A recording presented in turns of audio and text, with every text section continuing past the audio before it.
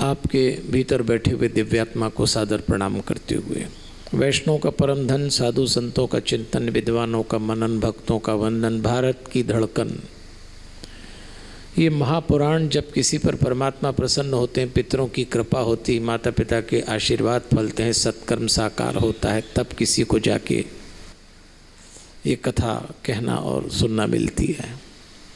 हम सब सौभाग्यशाली हैं कि इस विशाल और महान ग्रंथ में, जिसमें 12 स्कंद, 335 अध्याय, 18,000 श्लोक हैं, देवियों और सज्जनों, इसका मूल पाठ कर रहे हैं हमारे पंडित जी जो बाराद्वार से पधारे हैं, अशोक जी महाराज, पंडित पवन तिवारी, पंडित अमन दुबे, पंडित गौतम शर्मा, पंडित दिशु पांडे, पंडित हिमांशु शर्मा। मैं तो प्रमुख प्रसंगों की व्याख्या व्यासपीठ से आपकी सेवा में कर रहा हूँ। ब्रह्मा जी ने अपना समूचा ज्ञान नारद जी को दिया, नारद जी से व्यास जी को मिला, व्यास जी ने 4 वेद बनाए, 18 पुराण रचे, उसमें से एक पुराण हम सुन रहे हैं। कथा यूँ है कि परीक्षित जी को श्राप लगा, 7 दिन बाद तक्षक नाग आके उनको डसेगा, तो उन्होंने सुखदेव जी को बैठाकर इस कथा का श्रवण किया। नैमिषारण्य में 88,000 साधु संत इकट्ठे हुए और उन्होंने सूत जी को व्यासपीठ पर बैठाकर प्रश्न पूछे, और व्यास जी के शिष्य सूत जी जो उत्तर दे रहे हैं वो कथा बन गई, और वो कथा हम और आप सुन रहे हैं। तो चलिए देवियों और सज्जनों, धीरे धीरे कथा में चलते हैं। कल तक तो हमने सुना था मनु और शतरूपा के 5 बच्चे, उनकी कथा सुनी।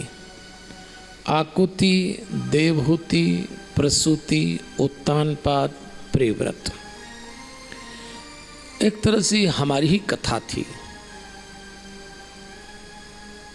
4 आधार पे इस कथा को हम सुन रहे हैं। पहला, इसमें भगवान का स्वरूप है। आज की जब कथा पूरी होगी और कल हम चौथे दिन की कथा में प्रवेश करेंगे तो भगवान का जन्म ही हो जाएगा, आ ही जाएंगे भगवान। कल की कथा जन्मोत्सव की कथा है। दूसरा आधार, इसमें एक ग्रंथ में 4 ग्रंथ समाये हैं। महाभारत रहना सिखाती है, गीता करना सिखाती है, रामायण जीना सिखाती, भागवत मरना सिखाती है। हमारे जीवन के 4 व्यवहार हैं, वो भी इसमें दिखेंगे। प्रोफेशनल लाइफ में परिश्रम रखिए, सोशल लाइफ में ट्रांसपेरेंसी, पारदर्शिता रखिए, परिवार के जीवन में प्रेम रखिए, और निजी जीवन में पवित्रता रखिए। और हमारा चौथा आधार, दाम्पत्य जीवन के 7 सूत्र। पहले दिन का सूत्र था संयम, दूसरे दिन संतुष्टि, आज का सूत्र है संतान, कल होगा संवेदनशीलता, फिर सक्षम होना, फिर समर्पण। तो देवियों और सज्जनों, आज का सूत्र है संतान, और हम कथा में चलते हैं। आप तो कोई मुझे याद दिलाएंगे नहीं, मैं ही दिला देता हूँ। 7 दिन में 5 काम करना है। पहला, भरोसे से कथा सुनिए, भगवान भरोसे का दूसरा नाम है। दूसरा, एक ललक बनाए रखिए। तीसरा, शिकायत चित्त को विराम दीजिए। चौथा, मौन साधिए। और 5वां, कोई न कोई संकल्प जरूर लीजिए। सुनने के लिए कथा मत सुनिए, जीवन के रूपांतरण के लिए कथा सुनिए। अगर कथा सुनने से जीवन बदला नहीं तो ये भी एक आयोजन और औपचारिकता हो जाएगी। कुछ ना कुछ ऐसा हम सबके जीवन में चल रहा है जो इस 7 दिन में छोड़ दीजिए। कुछ अशुभ रुका हुआ है, स्वीकार करिए, संकल्प लीजिए। बिना संकल्पित हुए कथा न सुनिए।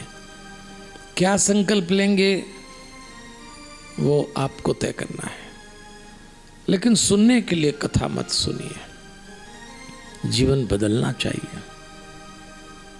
मैं तो जब भी कथा करता हूँ तो व्यासपीठ पर बैठ के सबसे पहले ये देखता हूँ कि सुनने वाले किस उम्र के हैं और कौन हैं। क्योंकि हमारी कथा में तो शहर भर के डोकरे डोकरी आ जाते हैं, अब उनसे पूछो क्यों सुन रहे हैं, बोले स्वर्ग जाने की तैयारी कर रहे हैं, जैसे कोई फाइनल ईयर का एग्जाम हो रहा हो उनका। युवा पीढ़ी तो कथा में आती ही नहीं है। ये तो इस कथा में तो फिर भी काफ़ी युवा दिख रहे हैं मुझको। और जब मैं युवाओं से पूछता हूं कि आप हमारी कथा में क्यों नहीं आते, आप उनका उत्तर सुनिएगा।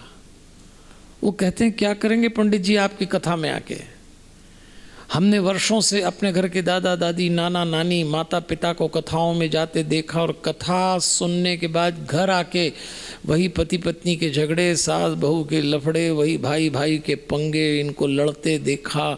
यदि कथा सुन के ये नहीं बदलते तो हमारा तो बिना सुने ही अच्छा है, इसलिए बदलते आप नहीं हैं